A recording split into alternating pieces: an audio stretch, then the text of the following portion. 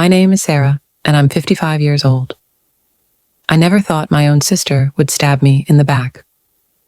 At our family dinner, she stood up, wineglass in hand, her smirk sharp as a blade, and declared my life useless to a room full of stunned guests. Her husband, lounging in his chair, let out a cruel chuckle, egging her on. The words hit like a punch, my chest tightening as forks clinked against plates in awkward silence. I gripped the edge of the table, forcing a smile that felt like glass about to shatter. They didn't know I had $5 million in my account, money I'd planned to use to clear her mountain of debt. I'd spent years quietly building that fortune, thinking it would bring us closer. But her words, cold, calculated, dripping with disdain, changed everything. I wasn't going to let this slide. That night, I decided they'd face the consequences of their betrayal, and I knew exactly how to start. Before we dive deeper, hit that subscribe button and share in the comments what you'd do if family turned on you like this. Your thoughts keep this channel, Minister of Revenge, alive.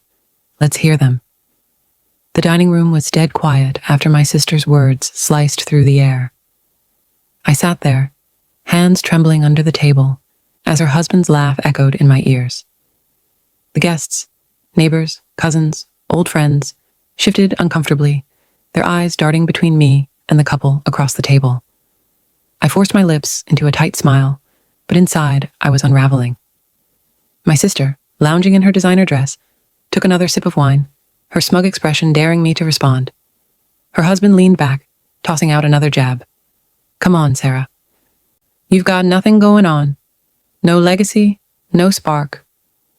His voice dripped with mockery, and she nodded, egging him on like this was some kind of performance. I could have fired back, could have laid out every sacrifice I'd made for her over the years. Instead, I pushed my chair back, the scrape against the hardwood floor cutting through the tension. Enjoy your evening, I said, voice steady but cold, and walked out of the dining room. The hallway felt suffocating, their whispers trailing me like smoke. I didn't need to hear more to know they thought they'd won. Upstairs in the guest room where I'd stashed my purse, I locked the door and leaned against it. My heart pounded, not from sadness, but from a fire I hadn't felt in years. I'd spent decades building a life for us, paying for her college when our parents couldn't, bailing her out when her first boutique tanked, even covering her wedding when she swore she'd make it big someday. All those years, I'd tucked away my own dreams, funneling money into her endless schemes. I'd planned to clear her latest debt, a mess she'd racked up chasing her so-called fashion empire. $5 million sitting in my account from years of smart investments was supposed to be her lifeline. Not anymore. Her words kept replaying. Useless. She didn't just insult me. She erased everything I'd done for her. Her husband's laughter was the final nail.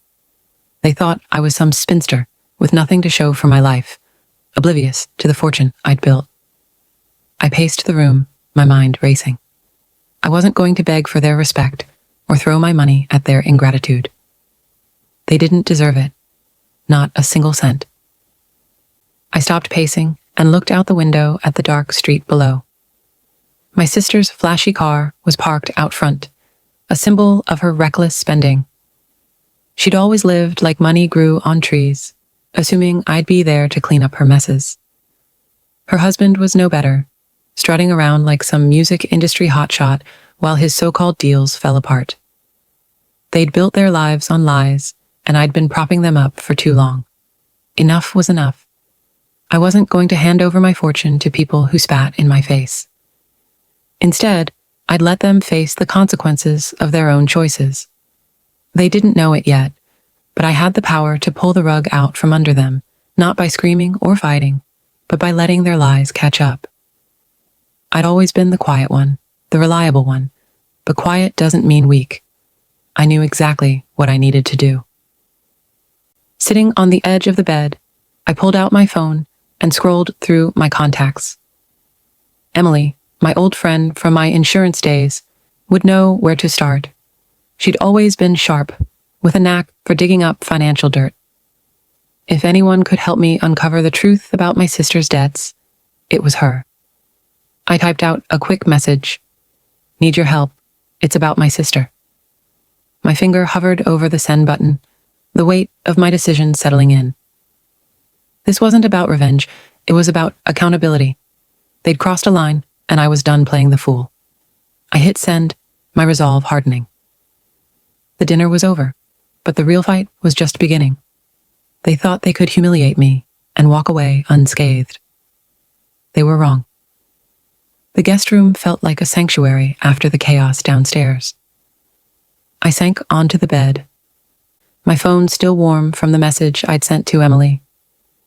The house was quiet now, the hum of voices from the dining room gone as guests slipped out into the night. I needed something to ground me, something to remind me who I was before my sister's words tried to tear me apart. On the nightstand was an old photo album, its leather cover worn from years of handling. I pulled it into my lap, the weight of it steadying my shaking hands.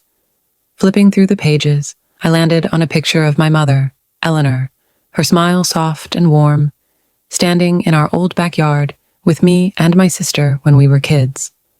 She'd always been the glue of our family, teaching us to value honesty and hard work. Money doesn't make you, she'd say, her voice firm but kind. Your choices do.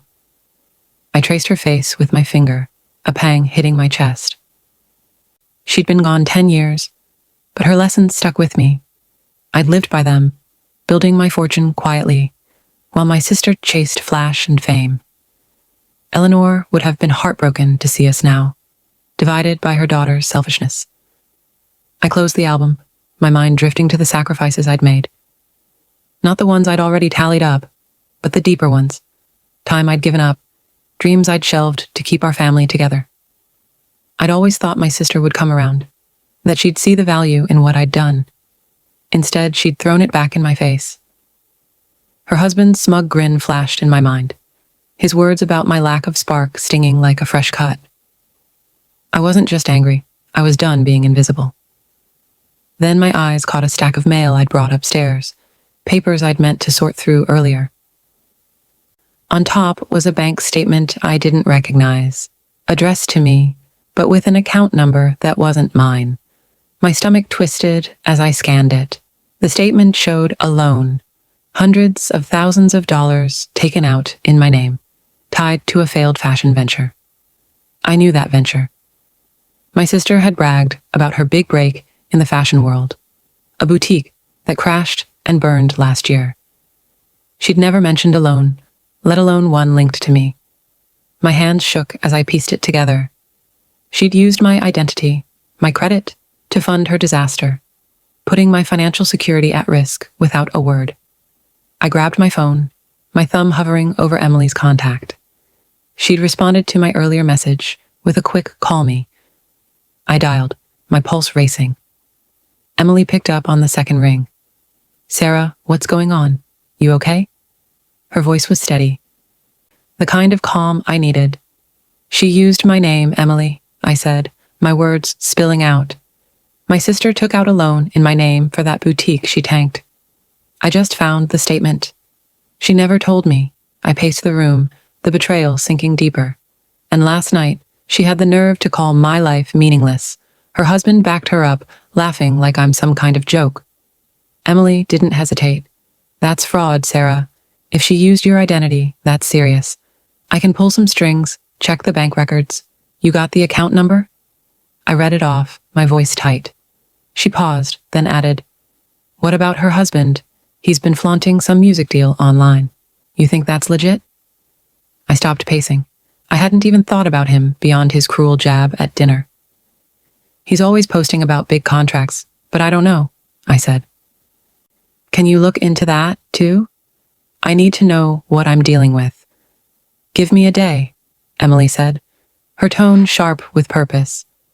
I'll dig into both of them. The loan's a start, but if he's faking his way through the music world, that's another thread to pull. You sure you want to go down this road? I'm sure, I said, my voice steady, for the first time that night. They think they can walk all over me. They're wrong. I'm not paying for their lies anymore. Emily promised to call back with what she found. I hung up, staring at the bank statement, still clutched in my hand. My sister had crossed a line, not just with her words, but with her actions, using my name, risking my future. It wasn't just ungrateful, it was betrayal. And her husband, with his fake swagger, was complicit. I wasn't going to let them keep living their charade while I cleaned up their messes. I set the album back on the nightstand, Eleanor's face lingering in my mind. She'd taught me to stand up for what's right, even when it hurt. This wasn't about hurting them back. It was about holding them accountable. Emily would get me the proof I needed, and then I'd make sure they faced the truth. The next morning, I met Emily at a small coffee shop in town, the kind with worn wooden tables and a hum of quiet chatter. My hands were still shaky from last night's discovery, but I felt a clarity I hadn't had in years. Emily slid into the booth across from me, her laptop already opened, her eyes sharp with focus. "I've been digging since your call, Sarah," she said, her voice low but steady. "You're not going to like what I found." She turned the screen toward me, showing a spreadsheet of financial records. My sister's name wasn't on it, mine was. The loan tied to her failed boutique was bigger than I'd thought, $350,000, with my credit on the line. Emily tapped a line on the screen. "She used your social security number to secure it. The bank thinks you co-signed, but your signature is forged. It's identity theft, plain and simple." I stared at the numbers, my jaw tight. My sister hadn't just borrowed money behind my back. She'd gambled my financial future without a second thought. Emily scrolled to another tab, pulling up emails she'd gotten from a contact at the bank. "I called in a favor," she said. "The loan's in default. She hasn't paid a dime in months, and the bank's getting antsy. They're one step away from escalating it." I leaned back, my mind racing. My sister had always been reckless, but this was a new low. She'd built her flashy life on lies, and I was the one who'd pay if it collapsed.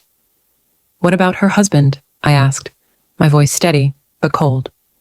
Emily raised an eyebrow and switched to a social media page. It was his profile, filled with posts about a major music deal with a big-name label. He'd been flaunting it for weeks. Photos in studios, captions about closing the deal of a lifetime. Emily clicked on a private message from a former colleague in the music industry. "This guy's been asking around," she said. "No one's heard of any deal. He's been pitching a contract that doesn't exist, using fake emails to impress investors." I clenched my coffee mug, the heat burning my palms. Her husband wasn't just a loudmouth. He was a fraud, stringing along people with promises he couldn't keep. I thought back to his smug grin at dinner, the way he'd called my life empty. He was the empty one, hiding behind a facade of success. Emily leaned forward. "If we expose this, it'll tank his credibility. No one in the industry will touch him." I nodded, my resolve hardening. "Let's do it," I said, "but we need to be smart. No one can know it's me." Emily's lips curved into a small smile. "I've got you covered. Anonymous is my specialty." We spent the next hour at that table, mapping out our plan. Emily would draft an email to the bank, attaching the forged loan documents and a tip about the fraud. She'd route it through an encrypted server to keep my name out of it. "The bank will investigate," she said. "Once they confirm the forgery, they'll come after her, not you." I felt a weight lift, but I wasn't done. Her husband's lies needed to be exposed, too. Emily pulled up a blog run by a music industry insider, someone known for calling out scams. "This guy's got a big following," she said. "If we send him the fake emails her husband's been using, he'll run with it." I scanned the blog. Its posts sharp and unapologetic. Perfect. I gave Emily the go-ahead to compile the evidence. Screenshots of his posts, the fake emails, and a tip from her industry contact that no deal existed. We'd send it anonymously, letting the blogger do the rest. By noon, we were back at Emily's home office, her fingers flying across the keyboard. She showed me the email to the bank, short, professional, with just enough detail to spark an investigation. "This will get their attention," she said, hitting send. The message vanished into the ether, untraceable. Then she turned to the blogger's tip form. She attached the evidence, her words cutting but careful. "This man's been misleading investors with fake contracts. Check the emails." She clicked submit, and I felt a rush, not of anger, but of control. I left Emily's place with a strange calm settling over me. My sister thought she could use me, hide behind her lies, while calling my life worthless. Her husband thought he could play the big shot, mocking me to my face. They were wrong. The bank would come for her, and the music industry would turn on him. I wasn't destroying them. I was letting their own actions catch up. As I drove home, my phone buzzed with a text from Emily. "It's done. Now we wait." I didn't respond, but a small smile crept across my face. For years, I'd been the one fixing their messes, staying quiet while they lived loud. Not anymore. They'd built their house of cards, and I'd just flicked the first one down. 2 days after Emily sent those emails, my phone lit up with a string of missed calls from my sister. I ignored them, letting them pile up like unpaid bills. I was in my kitchen, sipping coffee, when the news broke online. A music industry blog had published a scathing post, tearing into my sister's husband for peddling fake contracts.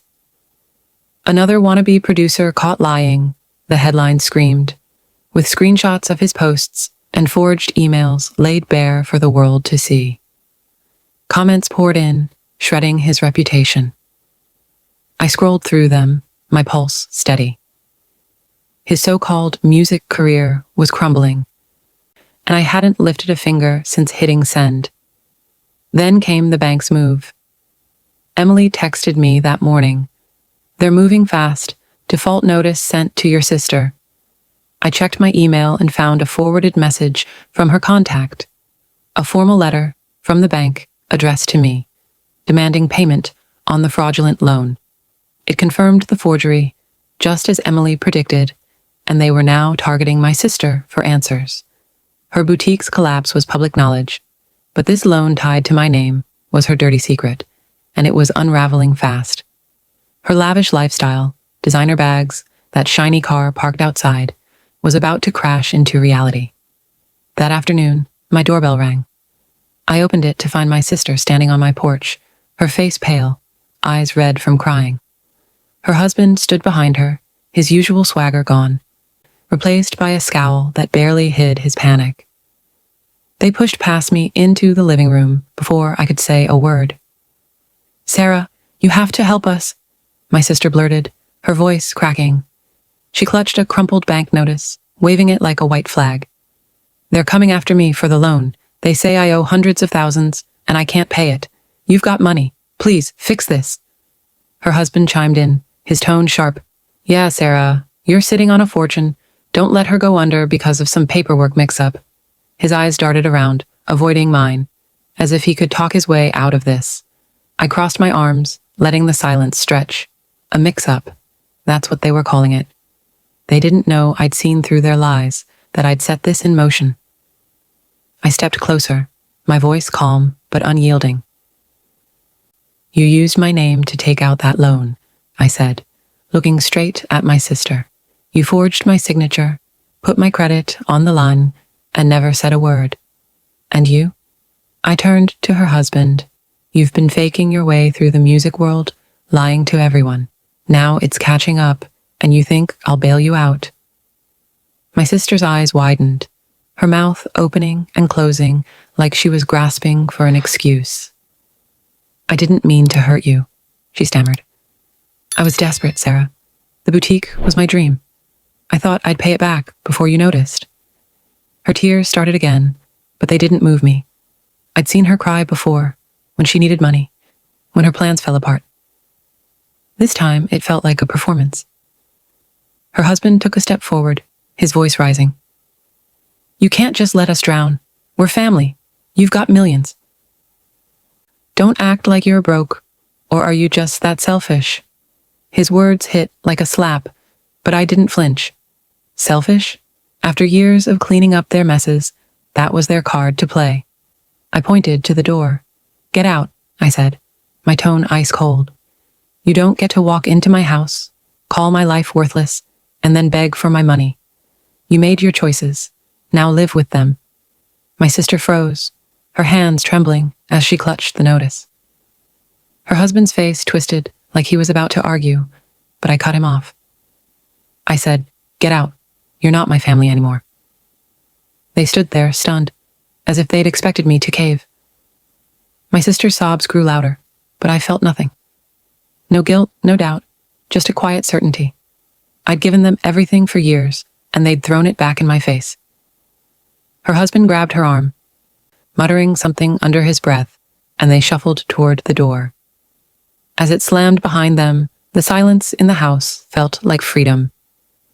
I sank onto the couch, my heart steady for the first time in days. The bank would keep coming for her, and his career was toast. They'd built their lives on lies, and I'd only pulled back the curtain. This wasn't about revenge, it was about truth. They'd learned what it meant to stand on their own, or fall trying. A month had passed since I'd shut the door on my sister and her husband. The silence that followed wasn't heavy, it was liberating. I stood in the empty lot I'd purchased on the edge of town, watching construction crews lay the foundation for the Eleanor Carter Community Center. Named after my mother, it was my way of honoring her legacy, the one she'd built on kindness and hard work. The center would offer classes for kids, job training for adults, a place for people to grow instead of just survive. I'd poured a chunk of my fortune into it, millions I'd once thought might save my sister. Now, it was building something real, something lasting. The morning sun glinted off the steel beams, and I felt a quiet pride. My mother's voice echoed in my head. "Your choices make you." I'd chosen this path, not out of spite, but because it was right. Emily had stopped by earlier, her eyes bright as she surveyed the site. "Eleanor would be proud, Sarah," she'd said, squeezing my hand. I nodded, unable to speak. For years, I'd carried my family's weight. But this was mine to carry, a dream I hadn't let myself chase until now. Back home, I sorted through papers for the center, opening my desk, cluttered with permits and plans. A sealed envelope caught my eye, tucked between folders. My sister's handwriting scrolled my name across it. I hadn't noticed it before. Maybe it had been slipped through my mail slot days ago. I opened it, unfolding a single sheet of paper. Her words were messy, rushed. "Sarah, I'm sorry. I didn't mean to hurt you. Please, let's talk." No excuses, no promises, just a plea. I read it again, searching for something genuine, but it felt hollow. Too late, too little. I carried the letter to the fireplace, struck a match, and watched the paper curl into ash. There'd be no reply, no second chances. She'd made her choices, and I'd made mine. The fallout from my sister and her husband had been swift. A local news outlet picked up the story of her boutique's collapse, mentioning the bank's foreclosure on her assets. Her car, her designer clothes, her rented mansion, all gone as creditors closed in. I heard through a mutual friend that she'd moved into a cramped apartment, scrambling to find work. Her husband's name had vanished from music industry circles. The blog post exposing his fake deals had spread, and no one would touch him. Whispers followed him online, labeling him a fraud. They weren't just broke, they were invisible, stripped of the facade they'd clung to. I didn't gloat. Their downfall wasn't my victory. It was their consequence. I'd spent years propping them up, believing family meant sacrifice. But family isn't a one-way street. My sister had taken my trust, my name, my future, and thrown it away for her own gain. Her husband had mocked me, standing by her side as she tore me down. They'd built their lives on lies, and lies don't hold up forever. I packed a suitcase that evening, laying out clothes for my trip to a new city.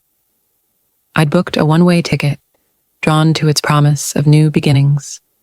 I wanted to walk its streets, breathe its air, find a piece of myself I'd lost in the grind of keeping my family afloat. The center would open soon, and I'd hired a manager to run it in my absence. My work here was done, but my life wasn't. For the first time in decades, I felt light, unburdened by their expectations. As I zipped the suitcase shut, I thought about gratitude. My mother had drilled it into me as a kid. Say thank you, mean it, live it. Gratitude wasn't just words, it was action, respect, love. I'd given my sister everything, but she'd never once said thank you. Not really. She'd seen my sacrifices as her due, my life as something to belittle. Her husband had been no better, his laughter a slap in the face of everything I'd done. Their ingratitude wasn't just personal, it was a choice, one that led them to ruin. I sat by the window, watching the street where my sister's car had once parked. I didn't hate her, didn't wish her pain, but I didn't owe her my forgiveness either. Some bridges burn because they were never built to last. My mother had taught me that too. Hold tight to what matters. Let go of what doesn't. My sister and her husband didn't matter anymore. They were a chapter closed, a lesson learned. The community center would be my legacy, not for them, but for the people who'd walk through its doors. Kids learning to read, parents finding jobs, neighbors building something together. That was the spark my sister claimed I lacked. The new city was my next step, a chance to live for me, not for someone else's dreams. I'd spent too long in the shadows of their demands. Now I was stepping into the light. Gratitude, I realized, wasn't just about what you're given. It's about what you give yourself. I gave myself this, a future, a purpose, a life that wasn't defined by their cruelty. My sister and her husband would carry their consequences, but I'd carry my choices. And I'd chosen freedom.